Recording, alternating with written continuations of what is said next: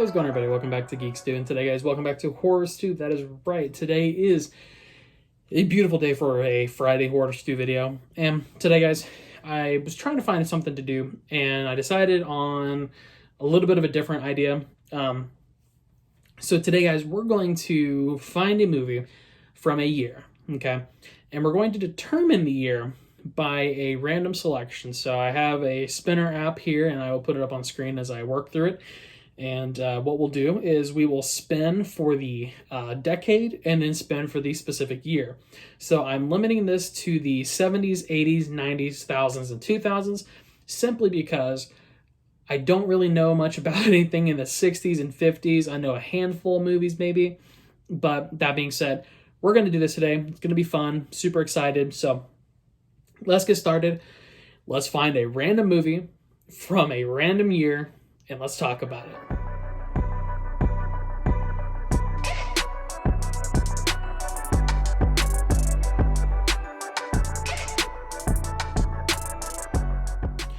All right, so we're going to spin this first one. This one's, of course, is going to be for the decade. So let's spin it. Apologies for the horrible quality. I know that this is probably going to be really slow because it's being recorded on an iPad. So let's see what we've got. I'm just going to let it go here. It's spinning. It's got to take its time, guys. Don't worry. Oh, it's getting fast. Okay, it's slowing down now. It reached its terminal velocity. Okay, so it looks like we're going to be looking at the 70s. Cool. So we're going to start with the 70s. Next, we have to determine the specific year. So 70 what? All right, next we need to determine the year. So go ahead and spin this. Again, sorry for the ads and everything else and all the tabs that are open. I'm sure that's what's slowing it down, but I'm too lazy to close my tabs. If you can look here, there's one for the Pontifex Institute, the Phantom Time Hypothesis, Jeff the Killer, Encyclopedia something, horror movies, creepypasta. This is how I do my research, guys. I just fucking Google stuff. All right. Okay, so we're going to be looking in the wonderful year of 1972. Let's do this, guys. We're going to look up a movie. We're going to find one from 1972 that we recognize. I'm going to try and avoid anything that I've done before or talked about in passing or whatever. So we're going to look for something from 1972 that piques our interest. All right, the wonderful world of 1972. So as you can see up here, I'm scrolling here. So horror movies, what to watch? Of course, wonderful Google. See some good stuff here. Blackula, of course. Asylum, Tombs of the Undead, Frogs, Demons, Children Shouldn't Play. That's a weird one. Super Beast. Okay. The Dead Are Alive. Cannibal Man. That looks good. Invasion of the Blood Farmers. The original Last House on the Left. That might be a good proponent. Tales from the Crypt. That's a good one, too. Season of the Witch. Not the one that I know. Gargoyles. The Stone Tape. Don't get me wrong, some of those are good, but I don't really care for most of those. So we're going to hurry here and flip over to Wikipedia, see if I can find something else that I know of.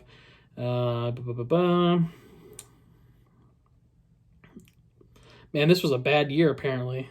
Curse of the Moon, Dead Are Alive, Deathmaster, Deliverance.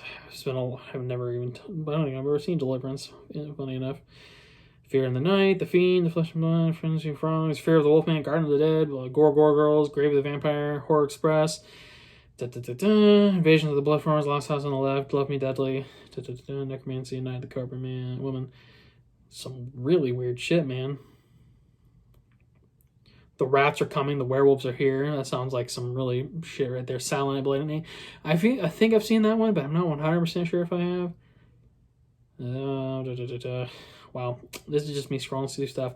So, you know, guys, I hate to do it. I hate to be that guy, but we're going to talk about the original Last House on the Left. So, Last House on the Left. So, you've probably heard of the remake from 2009. The remake from 2009, I felt was pretty all right. This movie, as well as the one from 2009, are both pretty, I would say, pretty triggering, especially with some of the content. Has to do with some assault-related things. Assault on women, just some not so great stuff, but we're just going to talk a little bit about what Wikipedia says about it, and then I'll give you kind of my impressions from the film, because I have seen this film. It's been a while, so nobody persecute me over this, But The Last Ones on the Left is a 1972 American exploitation horror film written, edited, and directed by the man himself, Wes Craven. You may know Wes Craven from his other beautiful makes in this world, one of which, and this is just off kilter here, but Nightmare on Elm Street, Scream. I mean, there are too many to say because truthfully, Wes Craven is a king, if you will, of this. But The Last House on the Left, this is actually Craven's directorial debut. Film was made on a modest budget of $87,000, filmed in New York City and rural Connecticut. So some plot here. Marie Collingwood plans to attend a concert with her friend Phyllis Stone for her 17th birthday. Her parents expressed their concern about her friendship with Phyllis, but let her go and give her a peace symbol necklace. You can tell this was from the 70s. Peace, love, man. But anyways, Phyllis and Marie head into the city on their way, and they find a news report about a recent prison escape involving criminals Krug Stilo and a sadistic rapist serial killer, his heroin addict son, Junior, Sadie, and which is a promiscuous psychopath and sadist, and Fred Weasel Podolsky, a child molester, peeping Tom, and murderer. So basically, long story short, there's some shit goes down. They interact with them, and some pretty fucked up stuff happens. I'm not gonna lie. This movie is very graphic. That would be my first and foremost thing, is that this movie, as well as the remake, are very graphic with the content of the films. I'm not gonna say that they're bad films, but they are good films to the right audience. I won't pretend that this movie is not problematic, because there are some problematic things in this one. There are definitely some things that have not aged very well. In addition to that, the film actually had to go many name changes, which is actually something I knew, but this is just some interesting tidbits to kind of give you an idea of what we're working with. But it underwent multiple name changes. Basically, its initial titling is Sex Crime of the Century. So, as you can tell, that this had some pretty horrifying details. Basically, they also decided to change it to Krug and Company based off of the names of the villains.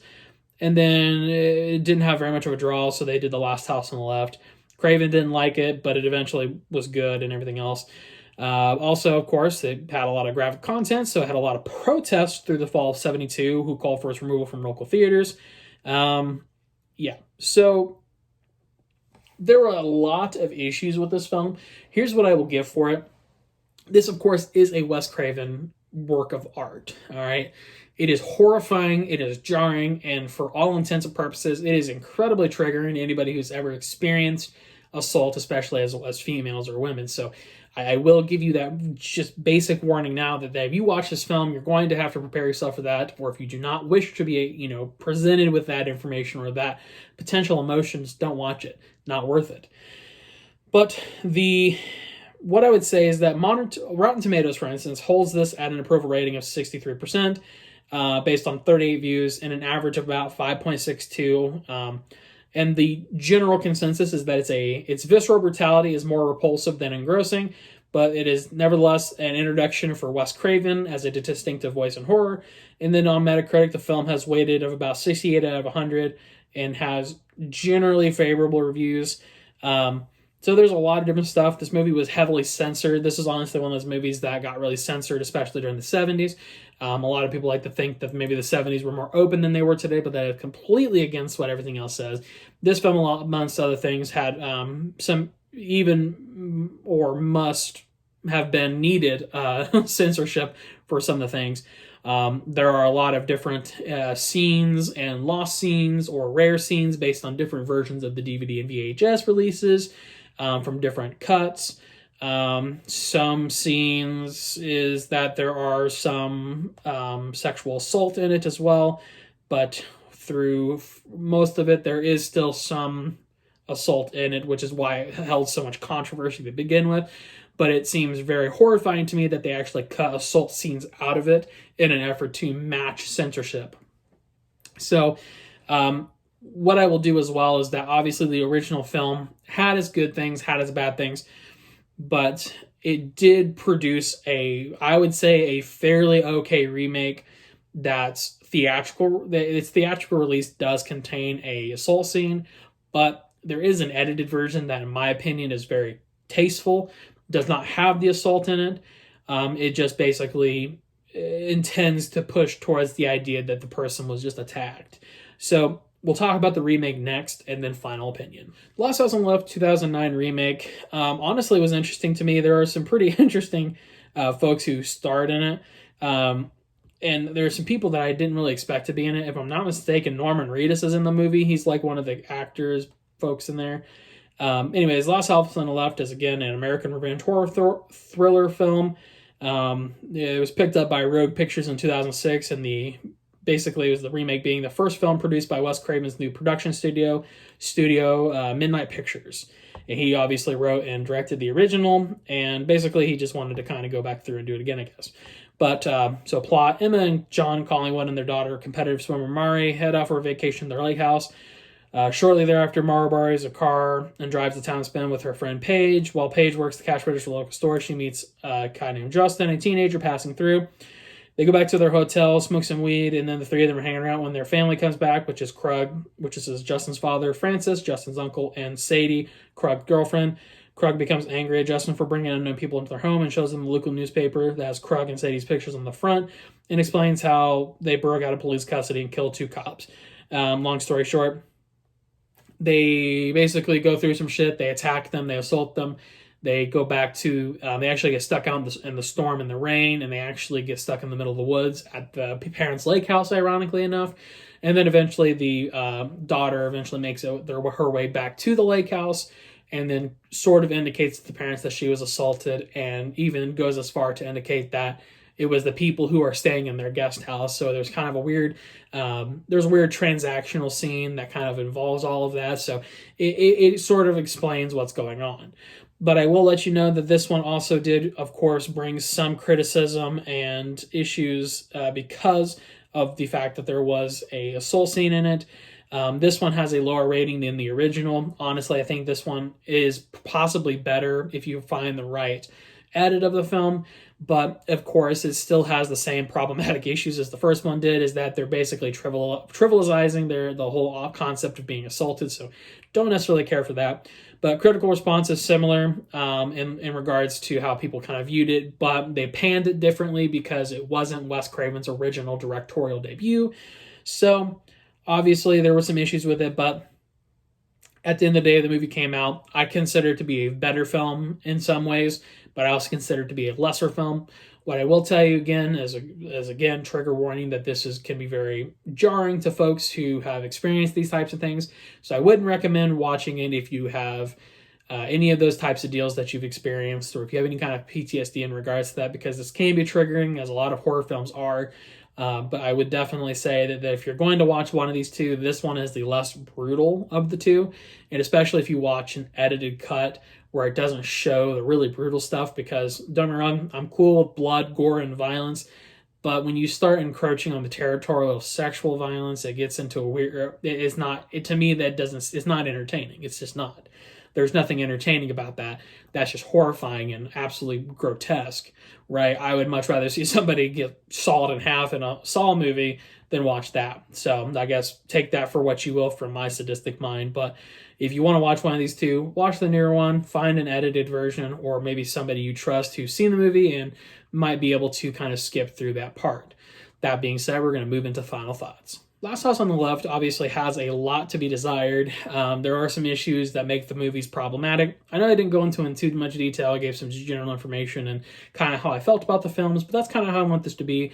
Basically, how I remember these films, how I interpret them, and how I kind of feel about them. But that being said, my final thought on this is going to be that if you're going to watch one of the Last House on the Left films, watch the Lesser of Two Evils, which will be the 2009 film. And as mentioned, watch it with somebody you trust, or somebody who's watched the film, who is going to basically skip forward through probably the worst scene in the film. I believe there are even edited versions on the internet if you want to find it. But regardless, basically the original film has a place in history as Wes Craven's directorial debut, but I feel like that's the only thing the film really has going for it. It does have its occasional scares and horrifying moments, but I feel like that's greatly overshadowed by the fact that this film really revolves and banks on you having a very, I would say, a very harsh reaction to what the content of the film is. they want you to be pretty much disgusted the entire time because that just makes sense to them.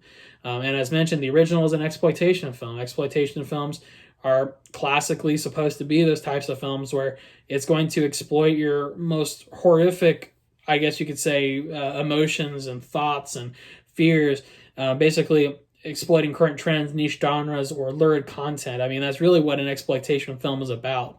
And if you don't know what lurid content means, basically includes novels, magazines that exploit sex, violence, drugs, or other elements meant to attract readers, primarily arousing prurient interest without being labeled as obscene or pornographic, but it's very obscene in my opinion. That being said, I'm going to stop it there. If you want to watch these films, do so with caution. Watch the newer one. I feel like it's less violent than the original. Also, you may see some familiar faces from other horror genres, including, don't quote me on this, I'm pretty sure Norman Reedus is in it. Anyways, hope you guys enjoyed this video. I'm going to do some more of these because it was really interesting to use the spinner idea to kind of spin and decide what I wanted to watch, or not watch, but review. 1972 was apparently not a very good year for horror films because I only knew probably about a half dozen out of like the 50 horror films that I looked through. But I guess that means I just need to go back and watch some more horror films from the 70s, I guess.